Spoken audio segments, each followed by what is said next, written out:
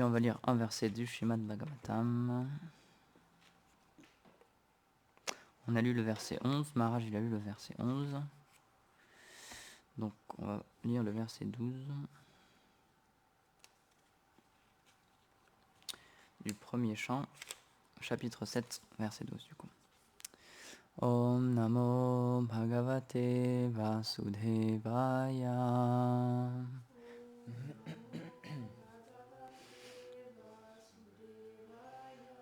Om Namo Bhagavate Vasudevaya.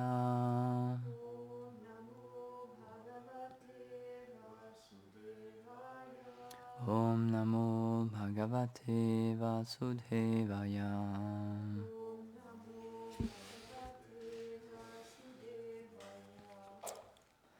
Parikshito Tarajarser Janma Karma Vilapanam Samstam Cha Panduputranam Vakshe Krishna Kathodhayam. Traduction.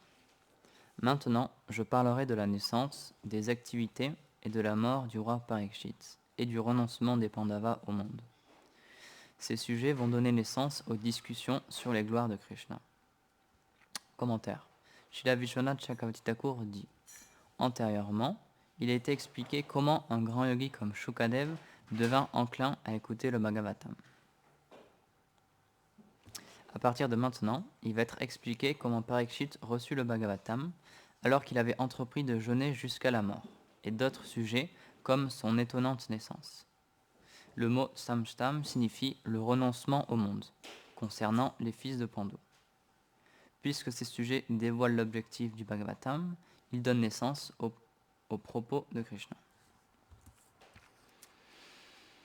Om Agyanati Mirandasya Gyananjara Shalakaya Chakshurun Militam Yena Tasmai Shri Gurave Namaha. Shri Krishna Chaitanya Prabhu Nityananda Shri Advaita Gadadha Shri Vasari Gaur Bhakta Vrinda.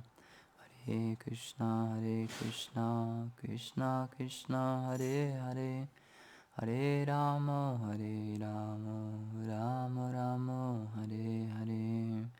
Vanchakalpatarubhyascha kripa sindhubhya cha patitanam pavanebhyo vaishnavebhyo namo namaha.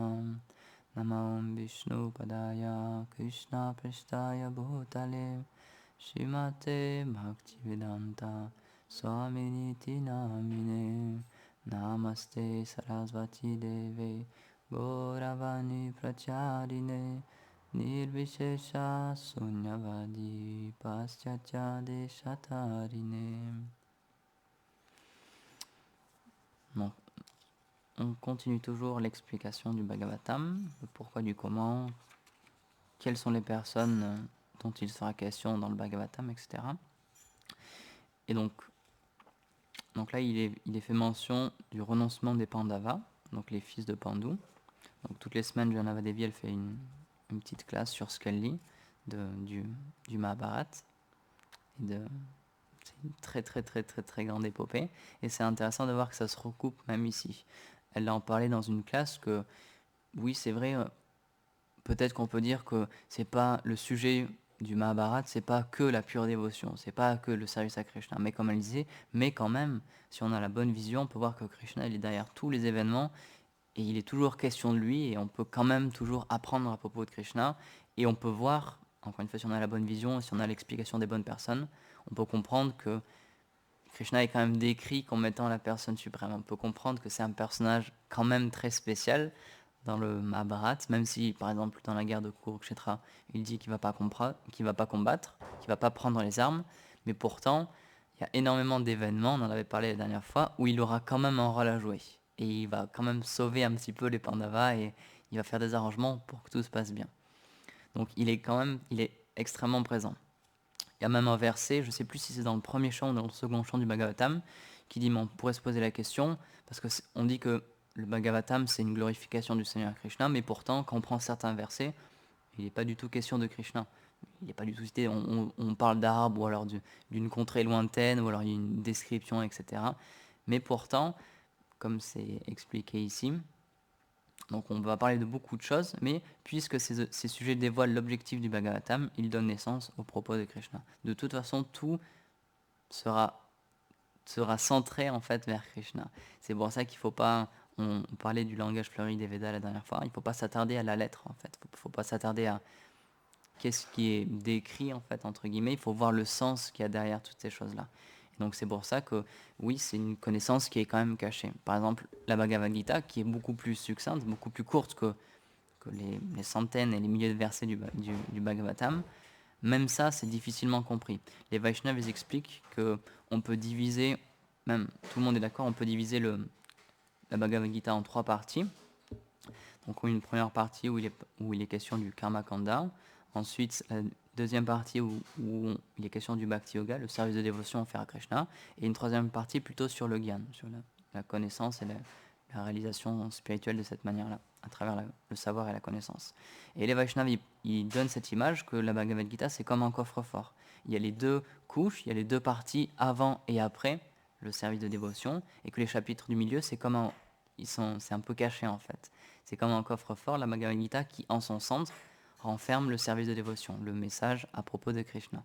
Donc on peut voir que même c'est quand même caché. De la même manière que Krishna il explique dans un verset de la Bhagavad Gita, il dit même quand je viens en ce monde, je demeure caché aux yeux des ignorants, des personnes qui ne veulent pas le voir en fait.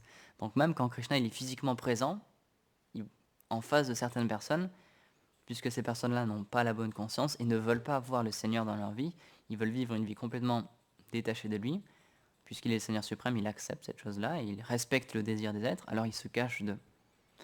Il y a une histoire que j'avais partagée sur Facebook il y a quelques temps, qui avait beaucoup plu, j'étais impressionné, parce que des personnes qui n'étaient pas des dévots aussi, ils avaient apprécié cette histoire. Donc c'est une histoire avec Balaram, et c'est le mariage de Rukmini.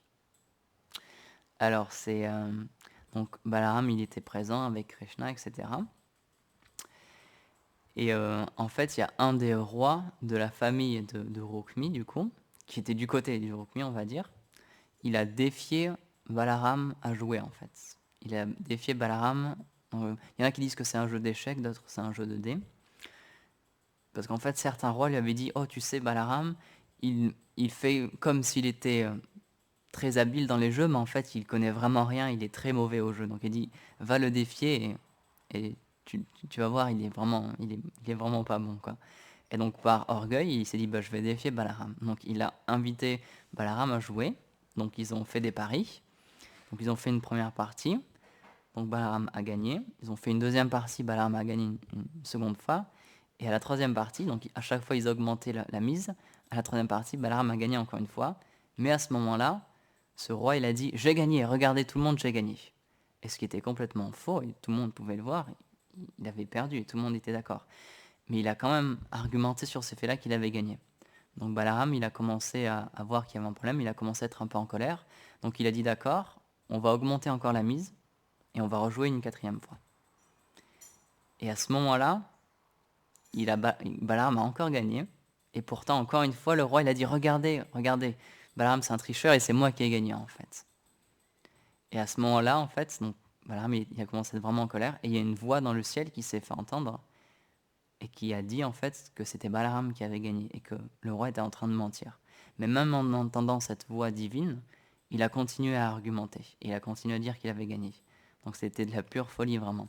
Et donc quand Balaram il a vu qu'il se moquait de lui, il commençait à être vraiment vraiment en colère, et à ce moment-là, le roi il a dit, je crois que c'est le roi de Kalinga, il a dit « Oh Balaram, tu devrais pas jouer à ce genre de jeu parce que c'est les jeux qui sont réservés aux kshatriyas, aux guerriers. Et vous venez d'une famille de Vaishya, vous devez simplement vous occuper de vos terres, etc. Et vous devez pas vous essayer de tirer à l'arc et de jouer à des jeux comme ça, mais c'est pas du tout pour vous en fait. C'est réservé aux kshatriyas comme nous. Et là, il a commencé à rire de toutes ses dents, et tous les autres rois qui étaient derrière lui, ils ont commencé à rire et à se moquer aussi de Balaram et de Krishna et de toutes ces familles-là, en fait, qui n'étaient pas des kshatriyas de naissance. Donc alors à ce moment-là, quand il a vu qu'ils étaient insultés de cette manière et que sa famille était insultée comme ça, Balaram, il a pas accepté cette chose-là. Donc c'est expliqué que ses yeux sont devenus rouges de colère. Il a pris sa masse, il est allé voir le roi, et sans qu'il ait eu le temps de bouger, il a pris sa masse et il lui a fracassé le crâne en plein milieu de la scène. Et donc tous les rois, ils ont compris que là, ça allait vraiment mal se passer. Donc ils ont tous pris leurs jambes à leur cou dans différentes directions. Mais Balaram, il les a pas laissés partir, il les a tous rattrapés. Et il a cassé les dents de toutes les personnes, parce qu'il riait de toutes leurs dents. Donc il a décidé de casser les dents de tous les rois qui s'étaient moqués d'eux. Et donc Krishna il était présent, et donc il a vu cette chose-là. Et donc il faut se rappeler que c'était un mariage, c'était une fête juste après le mariage en fait de Rukmini. Et donc en fait, Krishna il n'a pas agi parce qu'il a vu que s'il prenait parti de Balaram, alors la famille de Rukmini serait déçue et serait en colère contre lui. Et s'il prenait parti de ce roi et donc de la famille de Rukmi, alors Balaram serait déçu envers lui. Donc Krishna, il n'a rien fait, il a juste laissé son frère agir et régler la situation. Donc parfois Krishna il peut agir et parfois il peut ne pas agir aussi. C'est pour ça que c'est extrêmement compliqué de comprendre ses agissements. Le Mahabharata donne quand même des très bonnes images et des très bonnes histoires.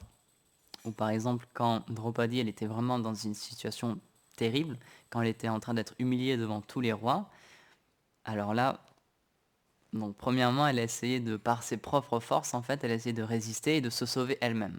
Donc elle était en train d'être déshabillée, son sari était en train d'être tiré, donc elle a tenu de toutes ses forces, et quand son sari est parti de ses mains, c'est expliqué qu'elle a prié à Krishna, elle a dit s'il te plaît, mon Seigneur, viens me sauver, parce que je suis vraiment dans une mauvaise situation, mais quand même, à un certain moment, elle gardait quand même un bout de son tissu entre ses dents. Elle essayait quand même de retenir encore son sari. Et donc Krishna, il entendait cette chose-là, même s'il était situé bien plus loin que ça, puisque c'est le Seigneur suprême, il entendait son dévot l'appeler, mais il voyait qu'elle n'était pas complètement abandonnée, qu'elle faisait appel au Seigneur, mais que quand même, par ses propres forces, elle essayait quand même de contrôler toujours la situation. Donc Krishna, il disait, mais je ne peux pas venir la sauver, puisqu'elle essayait encore de se sauver elle-même, par ses propres forces. Mais au moment où elle a ouvert la bouche, elle a lâché le petit bout de sari qu'elle avait encore sous son contrôle, et qu'elle s'est pleinement abandonnée, alors tout de suite, en un instant, le Seigneur est venu, et comme elle racontait Janavadevi, il a fait un arrangement pour que le sari soit infinissable en fait. Et donc à ce moment-là, tout de suite, en une seconde, il est venu. Il n'a pas attendu. Dès qu'elle s'est pleinement abandonnée, là tout de suite, elle est venue. Donc c'est intéressant de voir que même si, donc, c'est un divertissement pour nous montrer une image bien sûr, mais même si c'était vraiment une très grande dévote, quand il a vu qu'il restait encore un petit peu de pouvoir en elle-même, elle essayait quand même de se sortir elle-même de cette situation, Krishna il a laissé faire. Il a dit, j'attends encore de voir si, quand on n'est pas pleinement abandonné, certes le Seigneur peut réciproquer, mais lui, comme dit Maharaj souvent, ce qu'il veut c'est 100%. Il veut vraiment tout notre cœur et qu'on place tous nos espoirs en lui absolument à 100%. Donc avec Draupadi, il a attendu vraiment le dernier moment pour nous montrer que oui, ce qu'il désire, c'est comme Gurudev dit souvent, c'est Sharanagati, c'est l'abandon au Seigneur suprême et prendre pleinement refuge de lui. Donc dans le Bhagavatam, il y a beaucoup d'histoires comme ça qui sont relatées. Et donc là, il va dans les versets qui suivent. Donc on est encore dans le chapitre la punition d'Ashvatam. Donc là, il sera question de Parikshit, comment il a pris naissance, qui est une naissance aussi particulière. Donc Gurudev, c'est une histoire qu'il apprécie beaucoup. Donc quand Parikshit allait mourir, en fait, quand il était dans le ventre de sa mère, Ashvatam a lancé ce qu'on appelle un Brahmastra. Et donc Srila Prabhupada, il explique qu'un Brahmastra, donc c'est une arme védique qui était connue dans les temps védiques. C'est une arme qui est investie d'un pouvoir spécial avec un mantra spécial. Et il expliquait que c'est beaucoup plus puissant que les bombes atomiques qu'on a de nos jours. Parce qu'en fait, ces armes-là, c'est des armes intelligentes. C'est des armes qui touchent seulement la victime que l'on désigne. Le problème des bombes atomiques et des choses de destruction massive comme ça, c'est que ça ne fait pas de discrimination. Quand on la lance à un endroit, toutes les entités vivantes, elles sont touchées par cette chose-là. Et la chose qui est incroyable avec le Brahmastra, il explique, un Brahmastra, en fait, quand on le lance, donc on désigne une personne, et donc cette personne-là sera touchée, et il explique, peu importe où elle se trouve, le Brahmastra, il touchera sa cible. Peu importe où sa cible se trouve, toujours il arrivera à sa fin, en fait. Et donc c'est pour ça qu'elle est beaucoup plus dangereuse, c'est qu'elle peut vraiment toucher une personne en particulier et épargner toutes les autres. Et donc là, le Brahmastra avait été lancé sur Parikshit et sur sa mère. Donc Parikshit, il était dans le ventre de sa mère. Donc à ce moment-là, Krishna, il a vu cette chose-là, et donc il a décidé de sauver son dévot. Et donc c'est expliqué, il y a un Vaishnav qui a fait une très belle peinture de ça, où on voit en fait on voit Parikshit dans le ventre de sa mère, et on voit Krishna, enfin on voit Vishnu en fait en tout petit, qui est en train de briser le Brahmastra en fait, de contrer le Brahmastra. Et donc à ce moment-là, Parikshit, il a vu le Seigneur. Puisqu'il est venu le sauver dans le ventre de sa mère, il a pu avoir conscience de cette chose-là, et il a vu le Seigneur suprême. Et donc c'est expliqué que quand il a pris naissance, on l'appelait Parikshit parce que partout il cherchait ce Seigneur. Partout il cherchait la personne qu'il avait vue dans le ventre de sa mère.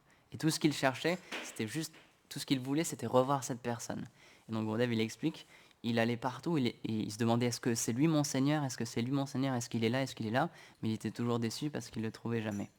Donc le Srimad Bhagavatam met en scène cette personne-là, Parikshit Maharaj, et comme il explique, c'est pas un être ordinaire. Pour que le Bhagavatam soit amené à travers lui, pour que le Bhagavatam soit manifesté autour de son histoire, ils disent ça doit pas être un être ordinaire quand même. Et donc c'est pour ça que, spécialement dans le Mahabharata, on le voit, toutes les personnes qui sont chères au Seigneur, tous les associés chers au Seigneur, souvent ils ont des rôles vraiment... c'est comme un film en fait, c'est comme un scénario. Le Seigneur, quand il vient dans ce monde, Prabhupada il explique, c'est comme un cirque ambulant, c'est comme une fête ambulante en fait. Il se déplace d'univers en univers pour montrer ses divertissements et pour attirer les âmes conditionnées à lui. Et donc à chaque fois, c'est des histoires absolument, on peut le dire, c'est... Yashodhara était surpris, c'est rocambolesque, c'est ça le mot. Donc on discutait la dernière fois avec Janava Devi et après une de ses conférences sur Mahabharata, elle nous expliquait certains détails du coup. Je ne vais pas en parler maintenant parce que je pense qu'elle en parlera dans une autre classe. Donc c'était pendant la bataille de Kurukshetra. Et à chaque fois, c'est vraiment des personnages spéciaux qui sont mis dans des situations vraiment incroyables. Donc le Mahabharata, c'est, même si on peut dire que c'est très vieux, c'est une histoire vraiment très très très ancienne, ça a des milliers d'années. Pourtant, c'est, même par les, les chercheurs actuels, c'est considéré comme le plus grand épique jamais écrit, comme le plus grand récit jamais écrit, que ce soit en termes de taille déjà, c'est vraiment énorme. Par exemple, Janava Devi, elle a plusieurs versions, et il y a une version qu'on peut trouver sur Internet qui est juste gigantesque, quoi. C'est impossible d'en revenir à bout, quoi. Et encore, ça, c'est des versions anglaises qui ont été déjà traduites. Donc en version, entre guillemets, originale, c'est des choses, on peut même pas s'imaginer qui peut écrire de tels écrits, qui peut écrire de telles choses. Et donc dans ces histoires-là, même si c'est très vieux, encore une fois, quand on le lit maintenant, il y a beaucoup d'enseignements qu'on peut en retirer. Et c'est en ça qu'ils sont spéciaux, et c'est en ça aussi qu'on peut dire que c'est bel et bien le Seigneur suprême qui les a mis en place. C'est que c'est tellement vrai, c'est tellement juste, même par rapport à nos vies de maintenant et par rapport à nos mœurs, etc. C'est tellement juste, on peut apprendre tellement de choses vraies à travers ces histoires. Donc, par exemple, l'histoire avec Balaram dont on vient de raconter, des histoires à propos du faux ego, à propos du mensonge, etc.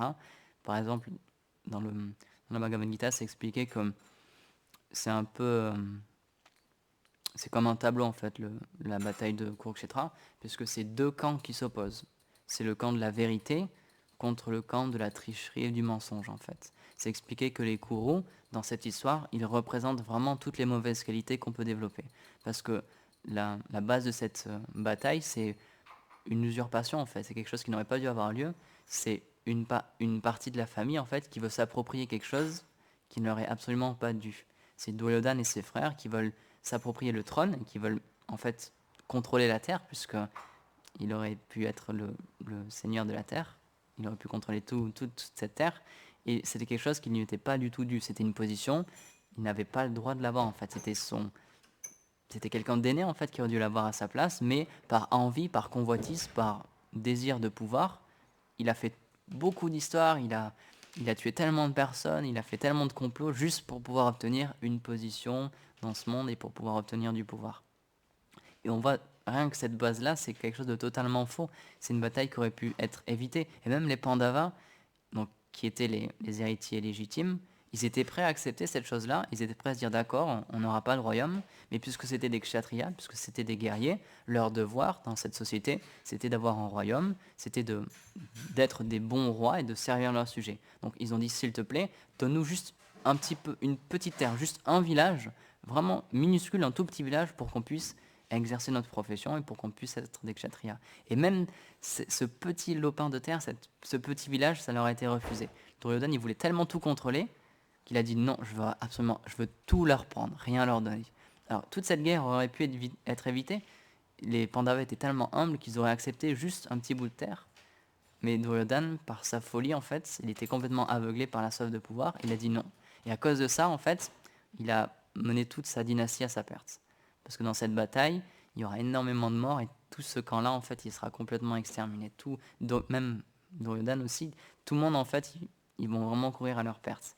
Et même dans le début de la Bhagavad Gita, les Vaishnavas expliquent dans leurs commentaires, il y a plusieurs signes qui nous montrent que dès le début, c'était déjà perdu. Et la fin de la guerre était déjà connue. Donc, je ne me rappelle pas en détail, il y a plein de petits détails. Par exemple, un dont je me souviens, c'est que, donc c'est expliqué que Krishna, partout où Arjuna et Krishna se trouvent, il y a la victoire. Et un de ces signes-là aussi, c'est que sur le chariot d'Arjuna, il y avait le drapeau qui était sur le chariot d'Arjuna, c'est un drapeau avec Hanuman. Et c'est expliqué que c'est un signe de très bon augure, et partout où il y avait ce drapeau-là, et partout où il y a ce signe-là, il y a la victoire aussi. Et par exemple, au tout début, avant la bataille aussi, tous les kshatriyas, tous les guerriers, ils ont tous sonné dans leur conque, parce qu'ils ont tous une conque, pour, comme le corps, nous, ce qu'on connaît plutôt en Europe. Donc ils ont tous sonné cette chose-là, mais c'est expliqué que les Pandavas et puis Krishna et Arjuna, ils n'ont pas du tout été impressionnés. Mais quand Krishna et Arjuna, ils ont sorti leur propre conque, et qu'ils ont soufflé dans leur conque, alors là, tout le monde a commencé à frémir. Tous les ennemis, là, ils ont eu vraiment peur. Et ils se sont dit, ah, ça commence pas très bien, quoi. Donc il y a beaucoup de signes comme ça. Quand on les lit en détail, c'est vraiment très intéressant. C'est dans les premiers versets de la Gita, où on peut voir que dès le début, c'était déjà joué, en fait, cette bataille-là. Et, mais pourtant, encore une fois, Duryodhana, il était tellement aveuglé par cette soif de pouvoir que même s'il était dans une situation extrêmement mauvaise, il est quand même parti au combat. C'était vraiment de la folie, c'était du suicide, mais pourtant il l'a fait juste par orgueil, parce qu'il voulait pas s'avouer vaincu, il a voulu le faire quand même. Par exemple, Janavadevi, il y a quelques classes de ça, elle nous racontait comment Duryodhana, quand il a été humilié, quand il s'est fait sauver par les Pandavas, parce il y a eu toute une histoire avec des demi-dieux, il avait provoqué des demi-dieux, etc. Il avait été fait prisonnier par eux, et c'est les Pandavas, c'est ses ennemis jurés qui l'avaient sauvé. Et s'expliquait qu'il se sentait tellement mal de cette situation, c'était tellement humiliant pour lui qu'il voulait même sauter la vie.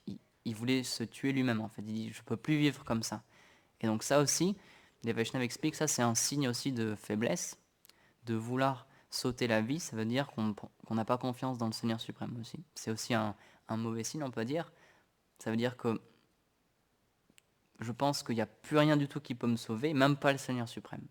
Donc ça veut dire qu'encore une fois, c'est comme Draupadi, par nos propres moyens, donc dans ce cas-là, c'est sauter la vie, par son propre moyen, on essaie d'en finir avec nos problèmes.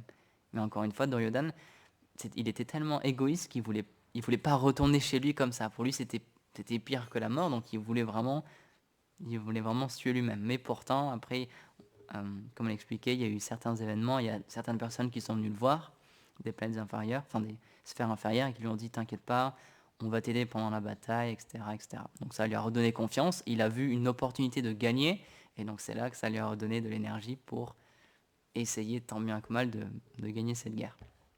Mais encore une fois, on peut voir toute cette histoire, c'est vraiment représentatif des mauvaises qualités qu'on peut développer. Donc ça expliquait que Duryodhana, c'est un Amsha de Kali, c'est une manifestation partielle, on peut dire, de Kali. Il a beaucoup de très mauvaises qualités, en fait. Il symbolise toutes ces mauvaises qualités. Donc c'est pour ça que d'étudier ces choses-là, c'est aussi intéressant parce que ça nous permet de voir ces choses-là en nous, en fait, quand on les lit dans de tels personnages, et de nous aussi les éradiquer, en fait. De la même manière que les divertissements de Krishna à Bhoma Vrindavan, sur cette terre, quand il tue des démons, Bhaktivinoda Thakur, il explique que tous ces démons, ils symbolisent une ou plusieurs mauvaises qualités en nous, donc qu'on peut développer dans notre service de dévotion et qui sont des barrières dans notre service de dévotion, dans le développement de notre service de dévotion et dans nos sentiments pour le Seigneur. Donc il explique que de lire ces divertissements, ça nous permet de voir ces démons aussi dans nos cœurs et de petit à petit les éradiquer. Donc c'est pour ça que ce n'est pas des histoires ordinaires, et simplement l'effet de les lire ou de les écouter, ça a permis aussi nous-mêmes de nous purifier. Donc dans le livre de Krishna. C'est pour ça, encore une fois, que Prabhupada, très très tôt, c'est un des premiers livres qu'il a donné aussi à ses disciples. Il a vraiment voulu faire le livre de Krishna, donc c'est un résumé de divertissement de Krishna dans le Bhagavatam, et de les donner à ses disciples, de les imprimer très rapidement. Et donc il y a George Harrison qui a fait une petite introduction aussi de ce livre, et il a demandé vraiment à tout le monde de prendre pleinement bénéfice de ce livre et de le lire vraiment avec attention.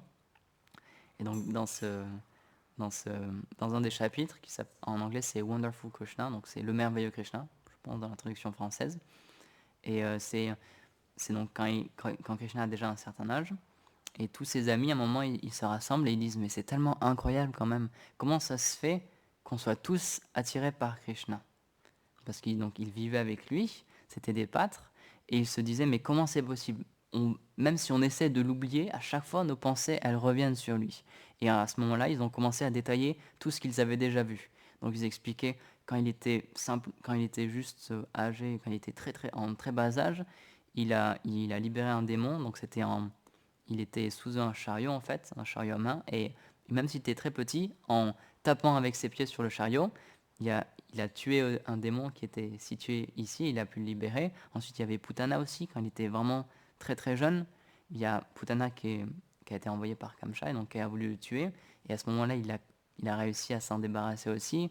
Il y a plein de divertissements comme ça. Il explique, mais comment c'est possible qu'un si jeune enfant puisse faire toutes ces choses-là? Et quand Indra était en colère, quand il nous a envoyé tous ces torrents de pluie et qu'il a voulu inonder tout Vrindavan, Prabhupada il explique, il a pris la colline Govardhan simplement comme quand un enfant il déracine un champignon. Et quand il prend un champignon, il explique comment c'est possible. Donc ils sont allés voir Nanda Maharaj, ils lui ont demandé mais ton fils il est quand même spécial, comment ça se fait que tous ces événements se passent, comment ça se fait qu'on n'arrive pas à l'oublier, comment ça se fait qu'il est tellement beau?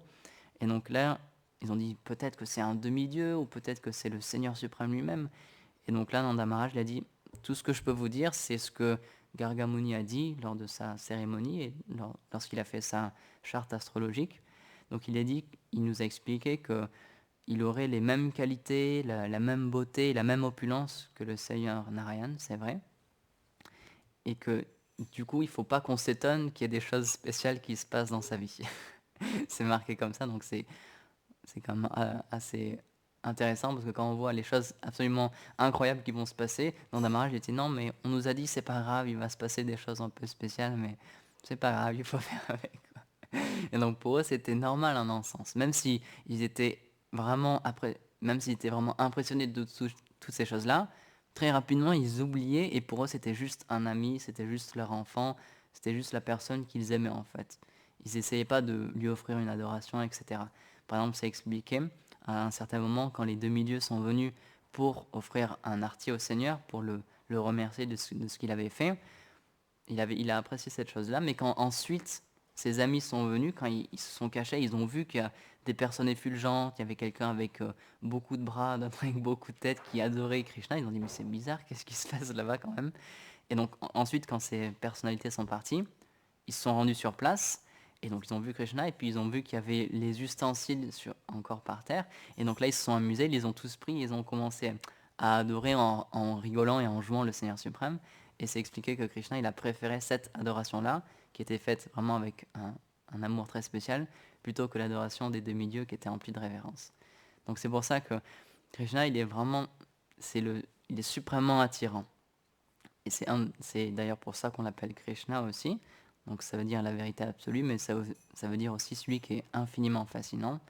Et c'est en ça que réside aussi le pouvoir du Bhagavatam, c'est que c'est des histoires très très très attirantes, et pas simplement à un niveau juste littéraire, ce qui est quand même vrai. C'est pour ça qu'il y a beaucoup de personnes maintenant, même qui ne sont pas forcément des Vaishnavas, mais qui apprécient ces écrits-là, que ce soit le Mahabharata, la Bhagavad Gita, le Srimad Bhagavatam, etc. Ils voient qu'il y a quand même une certaine substance, même au niveau littéraire, c'est des œuvres très poussées, vraiment très spéciales. Mais nous, en tant que dévots, on en retire encore une autre saveur. Certes, on les apprécie comment ils sont écrits, mais ce qu'on apprécie, c'est que ça parle de Krishna, en fait. Et c'est pour ça que les Vaishnavas, ils aiment lire ces livres-là, et ils apprécient recevoir l'instruction d'en faire des commentaires, parce que ça leur permet de continuer à développer la relation avec Krishna et de toujours le goûter. Srila Prabhupada, il expliquait, ne pensez pas que lire mes livres, ce n'est pas chanter. il a dit chanter les noms de Krishna et chanter ses gloires, c'est aussi lire mes livres. Parce qu'il a dit, regardez, quand j'ai traduit ces livres-là, je les ai parlés dans un dictaphone, donc c'était un chant aussi. C'était sous forme audio en fait, sous forme de chant. Et vous ensuite vous l'avez écouté, vous l'avez mis par écrit. Mais il a dit, mais même quand on lit ces livres-là, quand on lit les livres à propos de Krishna, c'est comme le chant en fait. C'est comme chanter les saints noms. C'est comme chanter les noms de Krishna. Donc c'est comme on l'a lu il y a quelques versets de ça, puisque dans cet âge, ce qui est recommandé, c'est de chanter les noms de Krishna et de chanter les saints noms. En lisant le Bhagavatam aussi, ça fait partie de cette chose-là aussi. On peut dire que ça fait aussi partie de chanter les noms de Krishna. Donc c'est pour ça que, donc encore une fois, en tant que Gaudiya Vaishnava, c'est très important d'avoir ces livres-là, de pouvoir en parler, de pouvoir donner des classes, écouter des classes. Et c'est pour ça que Srila Prabhupada il a mis ça en place, et tous les autres acharyas ont mis ça en place dans les temples, spécialement dans les temples qui sont dédiés à Krishna. Il y a une classe du Bhagavatam. Tous les jours, il y a une classe qui est donnée sur les enseignements de Krishna pour qu'on puisse entendre parler de Krishna, pour qu'on puisse entendre parler de lui, parler de ses gloires, etc. Puisque c'est expliqué que dans cet âge, c'est ça qui va nous permettre de redécouvrir notre relation avec lui. Et c'est quelque chose qu'on chante aussi tous les matins, par exemple dans l'hommage qu'on chante à Srila Bhaktisiddhanta.